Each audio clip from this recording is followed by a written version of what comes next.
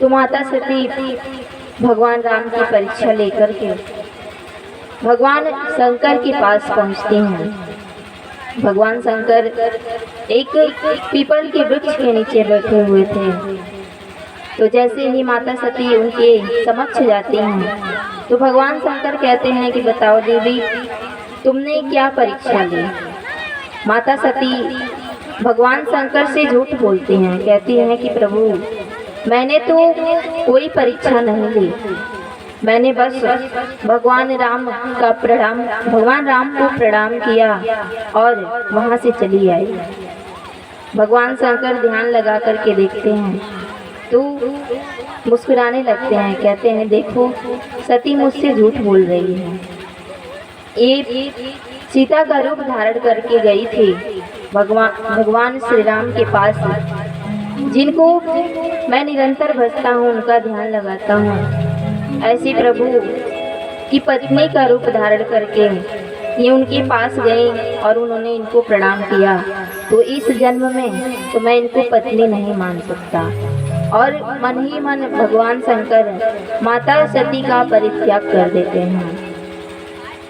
धीरे धीरे समय बीतता है। भगवान शंकर कैलाश पर्वत पर पहुंच करके ध्यान मग्न हो जाते हैं, समाधि में चले जाते हैं। तो एक बार माता सती देखती हैं कि आकाश मार्ग से बहुत से विमान जा रहे हैं। उस विमान में बैठ करके जो देवियां हैं वो बड़े ही सुंदर श्रृंगार की हुई हैं और मंगल गीत गाते हुए जा रही हैं।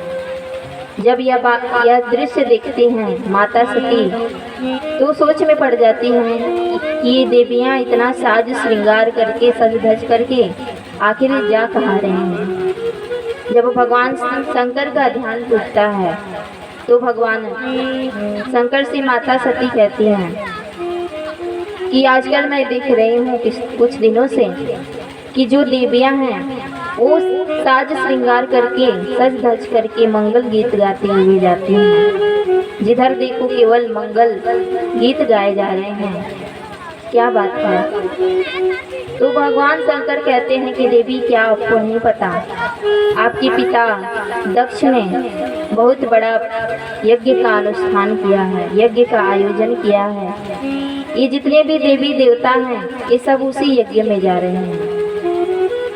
जब यह बात सुनती हैं माता सती तो बड़े ही दुख में पड़ जाती हैं। कहती हैं कि प्रभु, ये कैसे हो सकता है कि मेरे मायके में यज्ञ है, इतना बड़ा अनुष्ठान हो रहा है और उसमें मुझे ही नहीं बुलावा दिया गया, ना आपको बुलाया गया। तो भगवान शंकर कहते हैं कि देवी, एक बार की बात है कि मैं ब्रह्मा जी की सभा में था। वहाँ पर दक्ष को बहुत बड़ा सम्मान दिया गया। सभी देवताओं ने उनको प्रणाम किया, उनका सम्मान किया, लेकिन मैंने दक्ष को प्रणाम नहीं किया। इसीलिए दक्ष मुझसे नाराज हो गया, क्योंकि उनको अभिमान हो गया उस पद का, उस प्रतिष्ठा का। ऐसे बहुत से लोग होते हैं जो पद प्रतिष्ठा पा करके घमंड में चले जाते हैं, अभिमान में आ जाते हैं। उसी प्रकार से दक्ष को अभिमान हो जाता है कि मुझे इतना बड़ा पद मिला है, इतना बड़ा प्रतिष्ठा मिला है। तो जब देखते हैं कि शंकर भगवान प्रणाम नहीं करते हैं और सभी देवी देवता प्रणाम करते हैं, तो उस भगवान शंकर से नाराज हो जाते हैं और उनको तरह तरह के अपशब्द बोलने लगते हैं। लेकिन भगवान शंकर उस जगह पे शांत रहते हैं।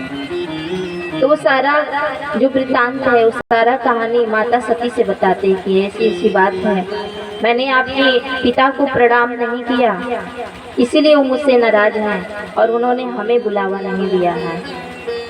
माता सती कहती हैं कि मायके से बुलावा क्या ढूंढना, वो तो मेरा मायका है, मैं जा सकती हूँ बिना बुलावे के।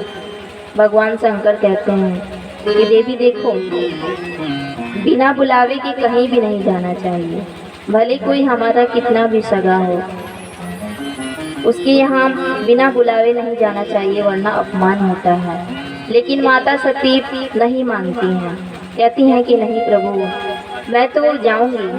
वो हट करने लगती हैं। भगवान शंकर कहते हैं कि ठीक है, अगर आप नहीं मानती हैं तो मैं अपने गढ़ों को आदेश देता हूँ, वो आपको लेकर के जाएंगे दक्ष के यहाँ। तो अपने गढ़ों को आदेश देते हैं, तो माता सती को लेकर के उनके गढ़ महाराज दक्ष के यहाँ पहुँचते हैं। जब महाराज दक्ष देखते हैं माता सती को, जैसे ही वो प्रणाम करने आती हैं तो वो अपना मुंह फेर लेते हैं, वहाँ से चले जाते हैं।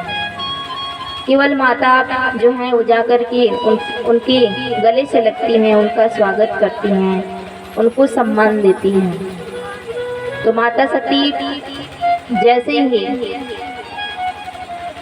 जहाँ पर यज्ञ अनुष्ठान हो रहा था उस स्थान पर पहुँचती हैं तो देखती हैं कि चारों तरफ जो है सभी के भाग बने हुए हैं, जितने भी देवता हैं उनके भाग दिए गए हैं, लेकिन भगवान शंकर का कोई भी भाग नहीं बनाया गया है। तो माता सती को क्रोध आ जाता है। वो कहती हैं कि मेरे प्रभु ने तो पहले ही कहा था कि बिना बुलावे के कहीं नहीं जाना चाहिए, लेकिन मेरी मति मारी गई थी, मेरी बुद्धि भ्रष्ट हो गई थी कि मैं यहाँ पर आ गई बिना बुलावे के। सभी देवताओं को कहती हैं कि सुन लो देवताओं, जहाँ पर भी भगवान शंकर और नारायण का अपमान होता है वहाँ पर हमें नहीं रहना चाहिए, वहाँ से उठकर चले जाना चाहिए। और भगवान शंकर तो मेरे पति हैं, मैं उनका अपमान कैसे देख सकती हूँ।